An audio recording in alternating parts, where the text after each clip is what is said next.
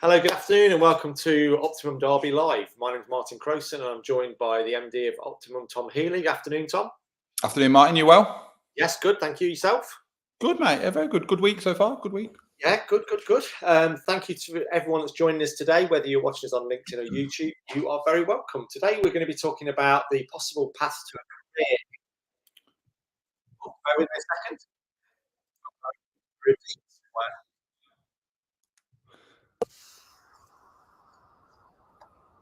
Bear with me a second.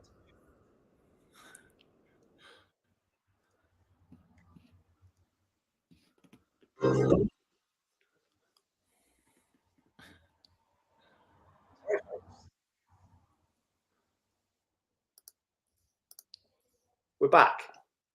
All good. What was All good. That was another open YouTube page just suddenly randomly started playing. Oh. Yeah, we're done. We're back.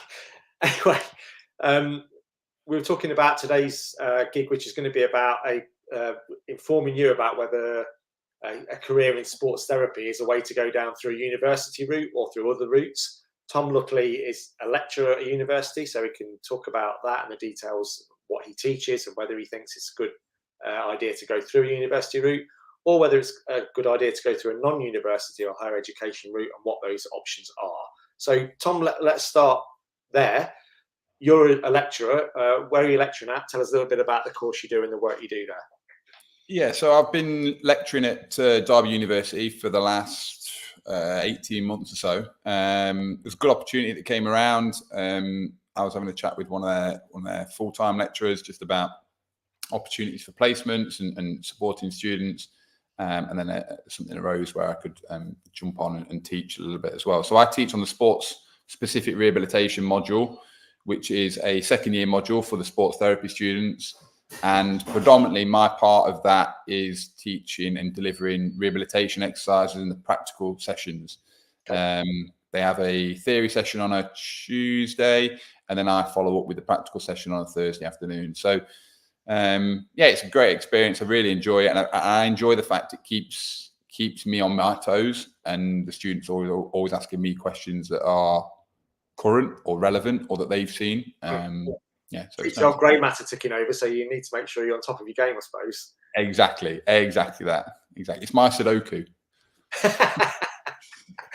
And what other degree courses are there, Tom, that people might consider applying for or looking into if they're thinking of a career in sports therapy?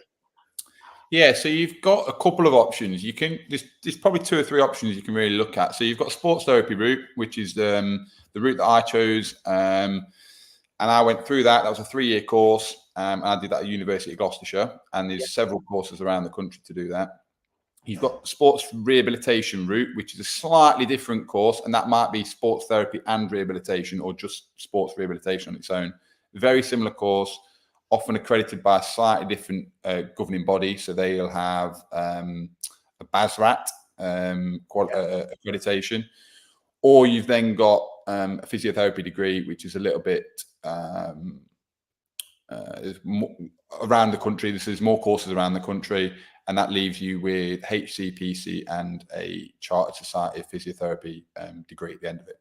And they're all got varying differences and benefits, pluses and negatives. But I think it comes down to, do you want to be a bit of do you really want to specialize in sport and sports injuries and sports management, or do you want to have maybe a little bit more of a rounded approach and cover a lot more wider topics, so maybe cardiorespiratory issues, stroke issues, and pediatrics and things like that, which you'll cover on the physio degree as well? Okay, just briefly, they're all 3 years, or is there a gap year to work? All 3 years. Yeah. Okay. So you can do it. You could also do a sports science degree and then do a master's. So you could do a little bit more generic sports science degree, which would cover a lot of topics, and then you could hone in on the area that you really like. So you might go off and do a sports science master's, or strength and conditioning, or physiology, or you could go down the physiotherapy, sports therapy, rehab route and pick up a master's in that, and that'd be depends on which one you do, or 1 or 2 year course. Okay. And for all the ones you just mentioned, do you see it as a good grounding to get into the industry? Yeah, I think to be honest, I think to work in professional sport, I think it's kind of a given that that's what you need. Any one of those three, therapy, rehab, or physiotherapy. Therapy and rehab are probably still a little bit behind in terms of their accreditation and their recognition from the wider sort of sports field. Physiotherapy has got a long-standing recognition and sort of leads the way still really in that regard. But the other two are still very, very great courses. Gives lots of detail into specifics around sports and sports injury management. Tell us a pathway a certain student may take. Just give us an example of, they may start their degree. When would they start trying to get some practical experience, and what sort of would they go on to straight away after their degree is finished with a progression in future if they're good enough? Yeah, definitely. So Ben, who worked here, Ben worked here for probably 12, 18 months. And Ben approached me to do some work experience partway through his degree, maybe partway through the second year, so like 18 months into his course.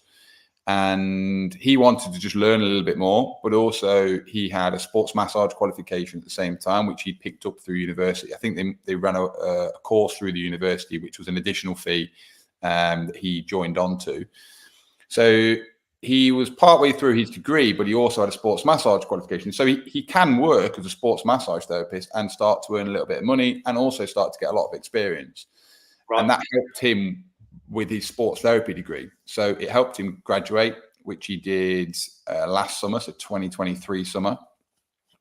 And then he's gone on now to work with a couple of rugby teams. So he's gone back to Market Harbour where he lives, and he's working with a couple of rugby teams around there. And I know he's been applying for a few other roles in clinics and a bit more full-time setups as well. But no, he's done great and he's really enjoying it. But I think the earlier you can get that experience, whether it's voluntary or whether you have to do it as part of your degree, or you can get it through sports massage, if you get your qualifications there, then I think it's invaluable really for the long haul. The more you can learn early, the quicker you'll pick it up. I suppose that's similar to so many other degrees, especially practically based ones, that if you've got the gumption to go out there and seek yourself some unpaid work or some work experience somewhere, it can only stand you in good stead when it comes to leaving uni and looking around. 100%. I think the biggest thing for me, if I ever do any interviews, if I sit on the panel and let's say I'm to interview anybody, okay, there's a CV, but there's also what the experience is. And you may have somebody who's got a first-class degree, but they've got very few experiences, and therefore they're very good textbook learners. Maybe I'm being a bit generic here, but they're very good textbook learners. But then the practical side of things is something that is a bit behind.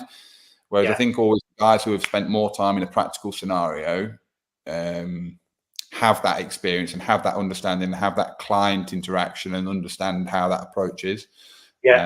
It's such a big part of it for both sports therapists and physios, isn't it? You could know 1,000-word textbook word for word, but being able to engage with your clients or think on your feet, for example, as a sports team therapist, is really important. Yeah, definitely. I think, and again, like even. It doesn't matter what level it's at. That's the thing. It doesn't matter what level you're getting the experience at, whether you're working with Manchester United or you're working with Micklover Sports or you're working with like Derby Rugby Club, like local, doesn't matter. You're still going to see injuries. You're still going to get to understand how to interact with clients, and you're still going to get to learn how to manage these things. Okay, at Manchester United, you might have unlimited piece of equipment and budget, but you're still going to use the same principles as what you would do at a lower level. So it's great wherever you get it from. It doesn't matter where you get it from. Just go and get some. Okay.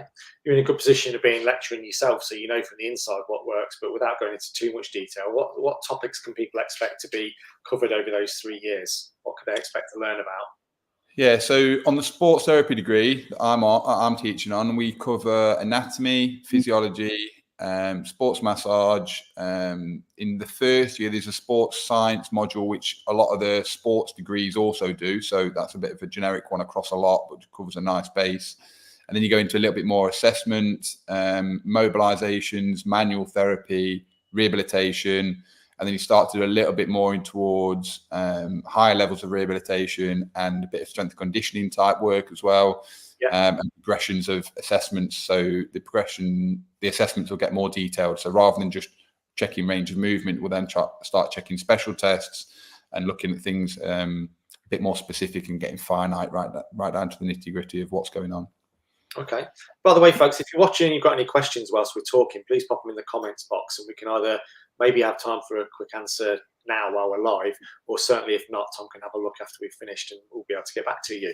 What about any respected institutions around the country, Tom? Is there any sort of standouts, you really want to try and get to this university or that college, or is it a fairly good standard of education all over the place? Yeah, there's plenty of good courses within sports therapy and rehabilitation. There's loads. So St Mary's at Twickenham has been running for a long time. That course there. There's the Salford course, which has also been running a long time. The one I did at University of Gloucestershire, that's still running. That's a great course. So there's a lot of good courses all around the UK. There's one Northumbria, somewhere up that way as well. Can't remember what the uni is. Yeah. Physiotherapy, there's loads of degrees, and there are options all over the place to do that. And then the one that always sort of catches me out is Loughborough, being a big university for sport, doesn't do a sports therapy or rehab or physio degree. Really? So yeah, interesting. Yeah, so they don't do one. So even if that's sort of the pathway that you want to follow, even though it's a big sort of sports hub, it hasn't got those degrees. So yeah, certainly look wider than just Loughborough. Okay. And if you're looking to get involved with sports teams after you finish your degree, do teams literally come looking to universities to try and find people qualified and people, ready to join their setups? Yeah, 100%. Yeah, 100%. So the universities will have a lot of universities will have a link with clubs. So University of Derby have got a link with Derby County Football Club and also with the cricket. And they'll have connections there and communications. And again, if you've done a really good placement, maybe in the second or third year, and that continues on towards the end of your degree, and then they start positions open up and there's opportunities, you've already got one foot in the door, and you've got a good chance of getting into a position like that. Okay. What about ways to get involved if people aren't interested in going down the uni approach? It's not for them. They don't want to, commit to 3 years away, costs involved in that.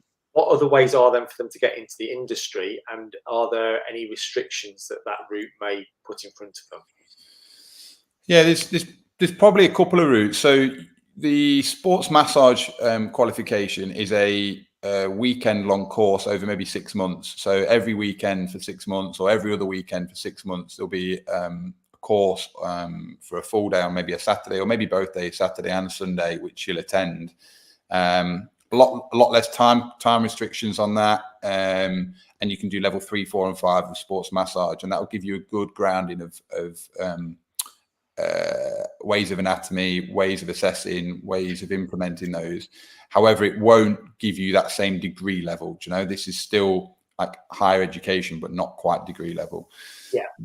Then you've got the options of sports therapy, rehab, and physio, which are your degrees, and they are way more recognised in the sporting industry. And to be honest, if you want to be a physiotherapist, you have to do a physiotherapy degree. A sports massage therapist can work with their right qualifications in a sports environment as a sports massage therapist, and they may be asked to do little roles of maybe taking Pilates classes or some sort of yoga-based or rehabilitation class, but they won't be the physio as such, if that makes sense. Yeah. I guess if people are watching this thinking, which route is right for me, the best bit of advice you could give them is thoroughly research not only what you want to do, decide where you want to go at the end of it, but research which courses and which route suits what you want out of it, not saying one's better than the other. Yeah, no, absolutely, Martin. I'd almost go backwards. So look at what the job is that you want. Find a job that's out there that's advertised, and look at the job spec and what do you need in that, and then go backwards. So if you want to work, I don't know, Team Sky, for example, or Team Ineos, and you see a job role there and it needs 10 years experience with a physiotherapy degree, and that's what you want to do, then go back and do your physiotherapy degree. And at 16, 17, 18 years old, that's probably where you're going to have to start and build up through, or even later in life, you can start that degree. It's not a problem. Yeah. Just finding what sports are quickest to get into after studying. What's the easiest route? You just spoke about how challenging that might be to get in there. Very roles available. Everyone in the world wants to be in there, but your local football club at an amateur level, for rugby club, cricket, for example. certainly those sort of amateur rugby clubs or like semi-pro football and rugby and cricket clubs are great because they still want the support. They still need the support. The players are playing at a good level that requires them to be able to perform at a high level and also physically perform well.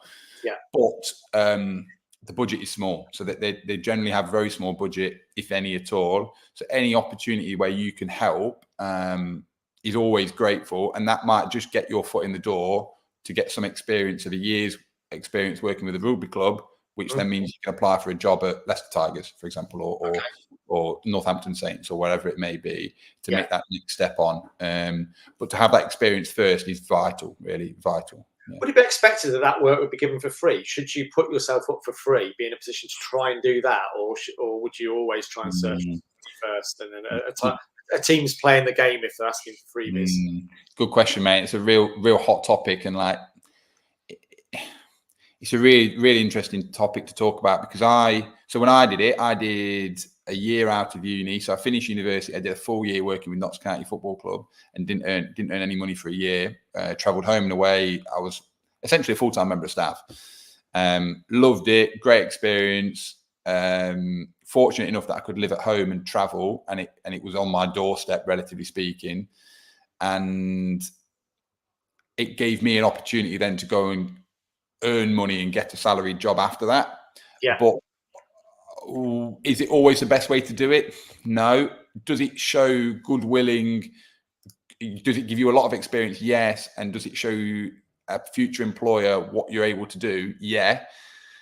Do you have to suck it and see for a year? Maybe. It's really hard topic, mate. Really if you can afford it, that's the most difficult thing. Kind of, in some ways, I think the degrees sometimes should almost be 4-year degrees. So you'll do 2 years, maybe a placement year, and then a 3rd year. So you'll get that experience within your degree. So you'll still get a lot of support financially from the universities and the government, and that would help with your accommodation and all sorts of stuff. And it just means that then you're not out of pocket big time for 12 months. We could debate that for a long, we could go on that. Yeah, so case studies and views on that, and maybe we'll revisit it in the future. But for now, Tom, we've run out of time today. Thank you as ever for your time. Appreciate it. Have a good week. Thank you very much. Cheers, mine. Take care. Thanks a lot for joining us. If you'd like to find out any more about Optimum Derby and how they can help you with your rehab or prehab, the website address is at the bottom of the screen at the moment. If you've not already subscribed to our YouTube channel, please do so. There's all sorts of information on various injuries there about how you can avoid them and recover from them. And if you'd like to contact Tom directly and find out any more information about the things we've spoken about today or to do with his clinic, then that's Tom's email now on the bottom of the screen now. We will hopefully be back next week for more Optimum Derby Live. Until then, whether you've watched us today on LinkedIn or YouTube, I'm Martin Crowson saying thank you very much for joining us, and we'll see you all soon. Thank you. Bye-bye.